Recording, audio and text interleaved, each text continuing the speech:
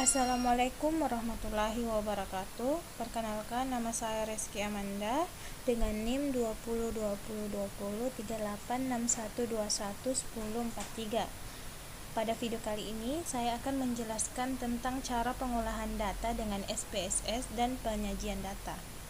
Adapun tujuan dari pembuatan video kali ini yaitu untuk memenuhi UAS mata kuliah praktikum statistik SPSS. Sebelum kita ke videonya, ada kalanya kita pengenalan tentang SPSS. Pada awalnya, SPSS dibuat untuk keperluan pengolahan data statistik untuk ilmu-ilmu sosial, sehingga kepanjangan SPSS itu sendiri adalah Statistical Package for the Social Science. Sejalan dengan perkembangan SPSS digunakan untuk melayani berbagai jenis penggunaan atau user, seperti untuk proses produksi di pabrik, riset, ilmu sains, dan lain-lainnya.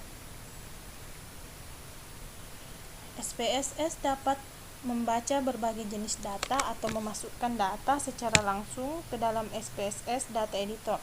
Bagaimanapun struktur dari file data mentahnya, maka data dalam data editor SPSS harus dibentuk dalam bentuk baris dan kolom.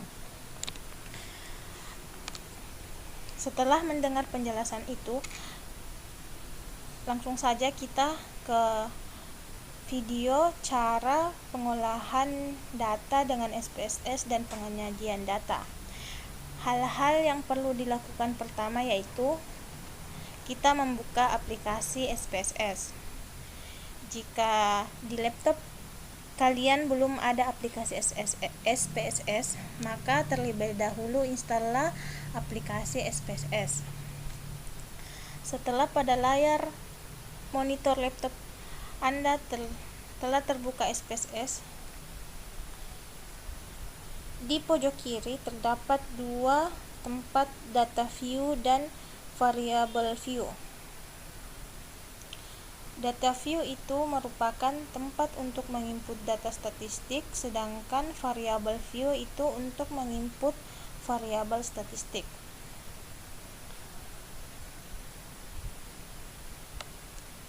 Kali ini kita akan mengolah data dengan menghitung berbagai macam ukuran. Langkah awal yang kita lakukan yaitu memasukkan data. Jika ingin memasukkan data, maka kita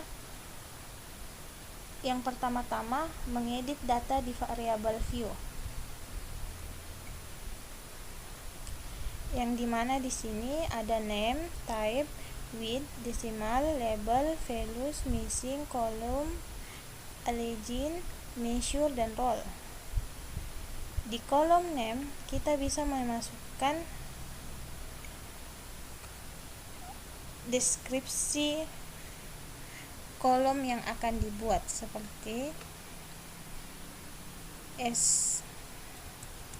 SD, yang kedua SMP, yang ketiga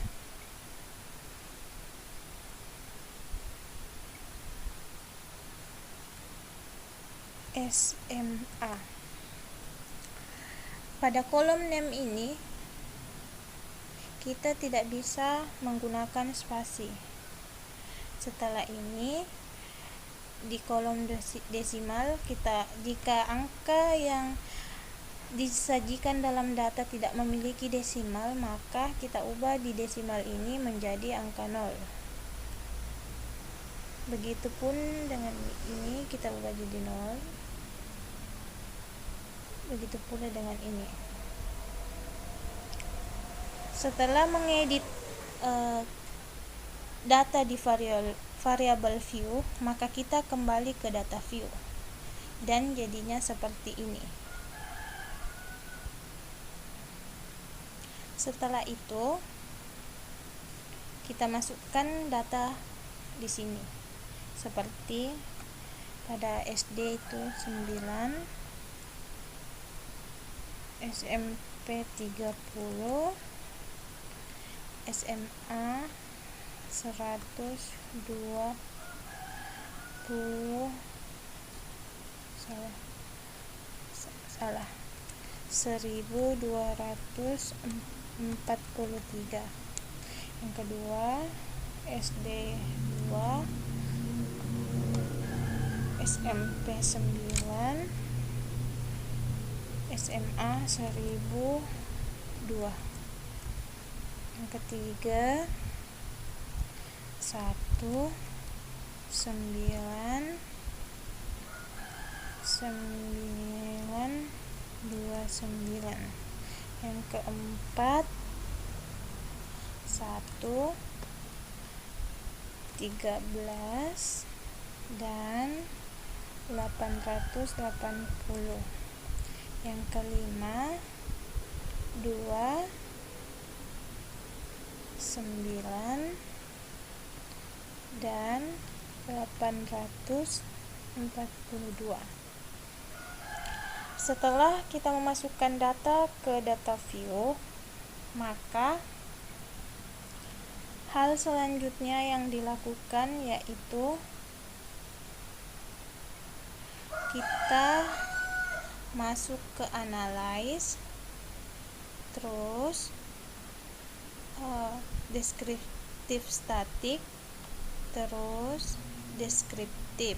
Kita pencet deskriptif.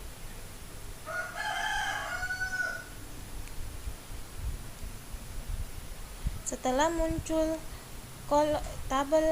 kolom deskriptif seperti ini, maka SD kita pindahkan ke variabel dengan memencet ini, kemudian SMP, kemudian SMA. Setelah datanya pindah ke variabel, maka kita klik yang option. Di option ini kita bisa mengatur nilai minimum, nilai maksimum, variance, range, mean, kurtosis, skewness, dan zoomnya. Jadi kita variance-nya kita centang, range-nya kita centang, mean-nya kita centang, kurtosisnya kita centang, dan skewness-nya kita centang. Setelah kita mencentang itu, continue dan kita klik OK. Dan tunggu beberapa saat hingga deskriptifnya muncul. Setelah tadi muncullah deskriptif statistiknya. Baik, selanjutnya yaitu macam-macam uji hipotesis, yang dimana yang saya ambil yaitu uji rata atau uji mean. Uji rata digunakan untuk menguji apakah mean atau populasi adalah tidak sama dari suatu titik statik A. Langsung saja kita ke uji mean. Yang langkah-langkah yang harus dilakukan pertama yaitu tetapkan H0 versus H1. H0 sama dengan alfa sama dengan 80 atau rata prestasi belajar mahasiswa adalah 80. H1-nya yaitu alfa tidak sama 80 dalam kurung rata prestasi belajar mahasiswa adalah tidak sama dengan 80. Yang kedua, tetapkan tarif signifikansi alfa sama dengan 0,1 atau 10%. Yang ketiga, pilih statik uji yang cocok atau kriteria pengujian, yang dimana kriterianya itu uji T dikarenakan sampelnya 20. Yang keempat, hitung statistik uji, dilakukan pengujian dengan SPSS dengan uji one sample t-test. Langsung saja. Yang pertama itu kita lakukan buka aplikasi SPSS seperti ini yang ada pada layar. Yang kedua itu pada data view kita memasukkan data, terlebih dahulu mengedit di variabel view. Di sini kita masukkan nilai. Terus di data view kita masukkan nilainya. Tadi saya sudah mengeditnya di Excel, jadi kita tinggal copy saja.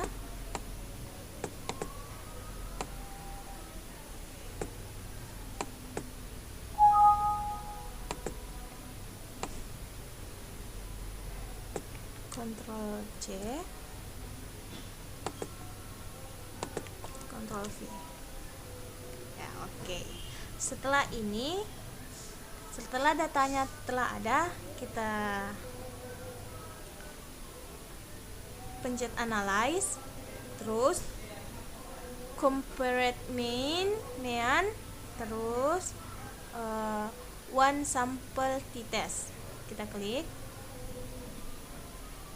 ya muncul seperti ini. Terus ini nilai dibawa ke test variable, kemudian kita buka option, kita ubah menjadi 90%, terus kita centang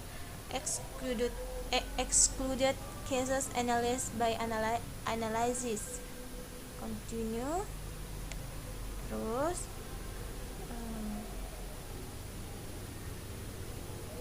di value nya kita kasih 80. Setelah itu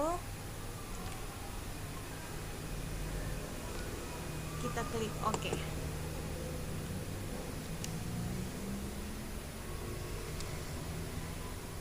Terus muncullah one sample statistics-nya dengan one sample test-nya, yang dimana interpretasinya yaitu berdasarkan tabel di atas, H0 sama dengan rata prestasi belajar mahasiswa adalah 80, H1-nya sama dengan rata prestasi belajar mahasiswa adalah tidak sama dengan 80. Jadi didapatkan nilai uji T adalah minus 1,924 dengan derajat bebas 19 dan SIG-nya 0,069 karena nilai SIG lebih kecil dibandingkan alfa sama dengan 0,1, maka H0-nya ditolak. Jadi rata belajar mahasiswa adalah tidak sama dengan 80 secara statistik. Baik, itulah tadi cara pengolahan data dengan SPSS dan penyajian data dan uji rata atau uji MEAN. Sekian dari video saya ucapkan terima kasih. Semoga video ini dapat bermanfaat bagi teman-teman sekalian. Saya ucapkan alhamdulillah. Wassalamualaikum warahmatullahi wabarakatuh.